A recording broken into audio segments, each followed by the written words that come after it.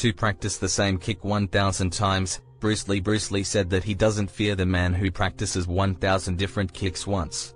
Bruce Lee feared the man who practiced one kick 1,000 times. In other words, Bruce Lee feared, or respected at least, mastery. Bruce was enamored with those who had honed and perfected their technique through countless hours of rigorous practice. This is what we all can hope to accomplish and what we all should aim for. This relates to a subject in fitness called greasing the groove. Essentially, the argument here is that by training a movement or a pattern every single day, you will find it becomes more and more deeply ingrained with every attempt. Eventually, it will become second nature and you will be faster, stronger, more efficient and more capable. So, while that perfect mastery might seem a long way now, keep in mind that each attempt is just one of your 1,000 reps. That every single attempt makes you a little bit better. Eventually, you'll be a master.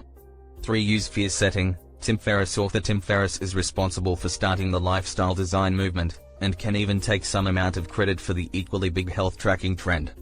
Tim's books have all reached the bestseller lists, he has worked with some of the most successful people on the planet, he has run multiple businesses, and he also has a huge podcast. If you haven't checked him out, then we recommend you do. Tim recommends a technique called fear setting to achieve your goals. The idea is that many of us fail to make progress because we're scared of failure. You might not apply for other jobs because you're scared of what leaving your current work might mean. You may not speak to an attractive member of the opposite sex because you're too scared of rejection. But here is the thing, most of us fail to ever define precisely what we're afraid of. As a result of this, we end up blowing those fears out of all proportion and becoming frozen in fright. By taking a moment to write down precisely what it is you are scared of, you will often realize that your fears really aren't all that bad and that you're perhaps overreacting. Write down all the things you're scared of, and then next to each point, write down how likely it is to happen, how it could be prevented, and what you would do in that worst-case scenario. For example, let's discuss leaving your job for a new one. Perhaps you're scared that you'll leave your job and not like the new position, you'll end up getting fired or leaving, and then will be penniless. Your partner will leave you because you made such a bad decision, your children will go hungry, and you'll be forced to sell your home. The gap on your CV means you'll never work in that industry again. Okay, so how likely is this? First, you won't give up your current job until you have the new one.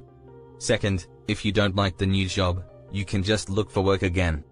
There are laws in place to prevent unfair firing, and you should be able to get a very good idea of the workplace culture and vibe before you transition to the new position.